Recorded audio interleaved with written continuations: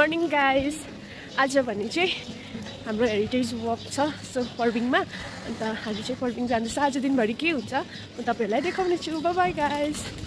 आज चाहिँ हामीलाई ट्रेडिसनल आउटफिट लगाउनु भनेको थियो नि त, सो ट्रेडिसनल आउटफिट छ। यो चाहिँ मेरो ब्युटिफुल आई हुनुहुन्छ हो, उहाँ चाहिँ यस्तो राम्रो हुनुहुन्छ। हेर्नुहोस् गाइस।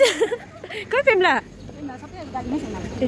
गाइस, आज चाहिँ हामी गएको पर्बिङ। यस्तो ब्युटिफुल होइन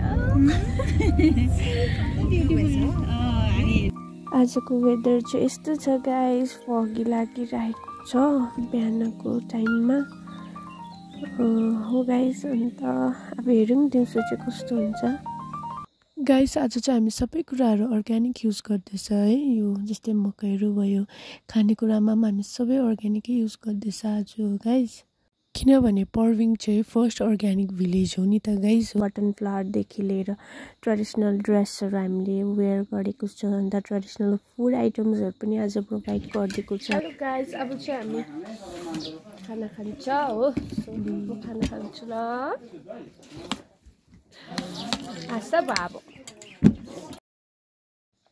आज चाहिँ एकदम बिहानै चिकन राइस खुवाइ भयो गाइस हो। किनभने तपाईँहरूलाई यादै छ होला मासु मेरो फेभरेट हो गाइस। अन्त म त भोकै त केही कामै गर्नु सक्दिनँ नि त। पहिला पेट पुग्छ अन्त मात्रै काम खाजा हुन्छ मेरो लागि चाहिँ। अन्त पहिला हामीले खाजा खायौँ जो चाहिँ एकदमै टेस्टी थियो गाइस हो। अन्त आज चाहिँ गाइस हाम्रो गेस्ट चाहिँ हुनुहुन्छ श्री सतीश चन्द्र राईज्यू, जो चाहिँ नाम्ची सिङ्गीथाङ कन्स्टिट्युएन्सीका एरिया एमएलए हुनुहुन्छ। उहाँ र उहाँका साथीहरूसँग आजको प्रोग्राम उहाँले एटेन्ड गरिदिनु भएको छ, जुन हेरिटेज वक हो। अन्त उहाँले यो 3 दिने प्रोग्राममा चाहिँ सतीश सरले चाहिँ हामीलाई उहाँको अनमोल उपस्थिति हाम्रो माझमा राखिदिनु हुनेछ हो गाइस।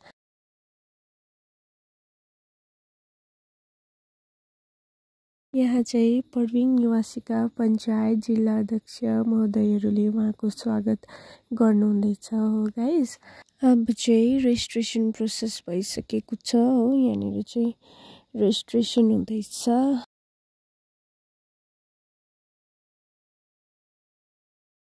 आजको हेरिटेज वकमा चाहिँ डिफ्रेन्ट स्कुलहरूलाई पनि इन्भिटेसन थियो है।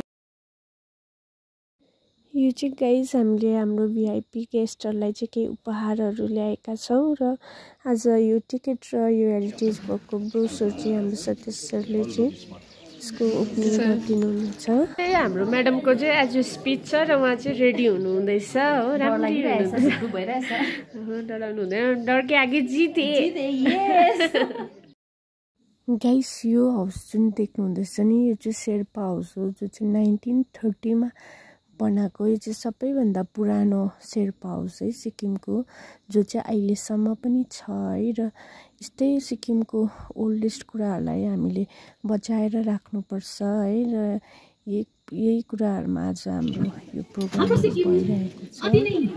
संस्कृति, कला, भाषा, विभिन्न वेशभूषा अनि हाम्रो पूर्वाधार साथै राम्रो ठाउँमा तपाईँलाई वेलकम गर्न यहाँ उभिरहेको छु। र आज स्वागतको क्रममा सबैभन्दा पहिला म हाम्रो मुख्य अतिथि श्री सतीश चन्द्र राईज्यू 11 जिल्ला उपाध्यक्ष एनजिओ चौतारा। यहाँनिर चाहिँ गाइस हाम्रो सतीश सरले ओपनिङ गर्नुहुन्छ यो हेरिटेज वक हो। यो बाटो भएर चाहिँ हामी हेरिटेज वक स्टार्ट गर्छ हो। अनि चाहिँ मेरो क्युट टेडी बियर हो, यस्तो राम्रो छ मेरो साथी। हेर्नुहोस् न गाइस। आजको हेरिटेज वकको उद्घाटन हाम्रो सरले गरिसक्नु भएको छ हो गाइस। अन्त चाहिँ अब यहाँदेखि चाहिँ हेरिटेज वक स्टार्ट हुन्छ हो।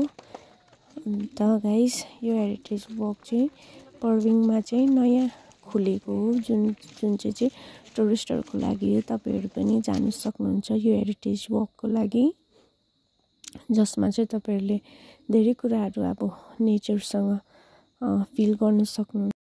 र गाइस यहाँको मेन अट्र्याक्सन चाहिँ यहाँको मोनास्ट्री, पर्बिङ लेक र यहाँको अर्ग्यानिक भिलेज हो, जो चाहिँ एकदमै राम्रो छ। गाइस यो हेरिटेज वकको मेन अब्जेक्टिभ्स र गोल्स चाहिँ के हो भन्दाखेरि यहाँनिर चाहिँ यो पर्भिङमा चाहिँ जतिसक्दो टुरिस्टलाई अट्र्याक्ट गर्ने, लोकल्सहरूलाई पनि अट्र्याक्ट गर्ने हो।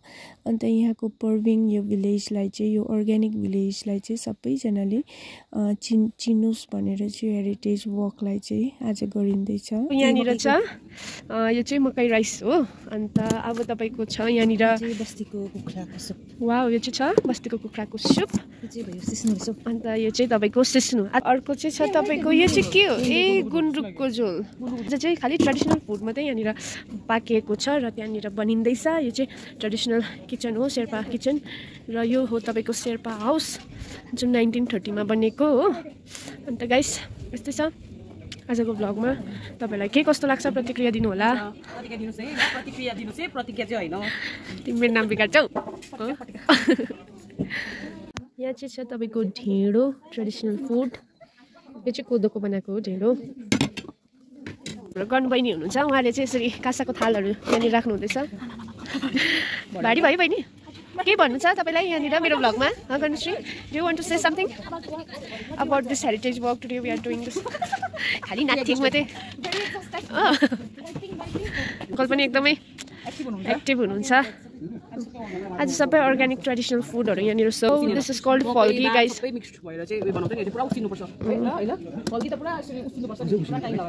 उहाँहरू चाहिँ ट्रेडिसनल अटायरमा मेरो दिदी बहिनी साथीहरू हुनुहुन्छ है गाइस।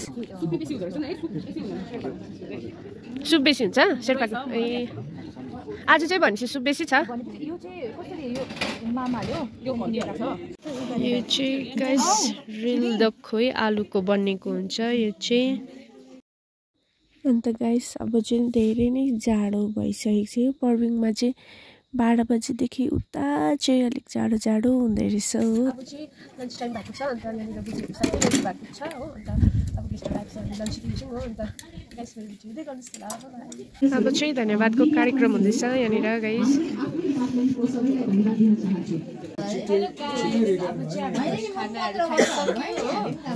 एकदमै मिठो थियो, ढेँडो थियो,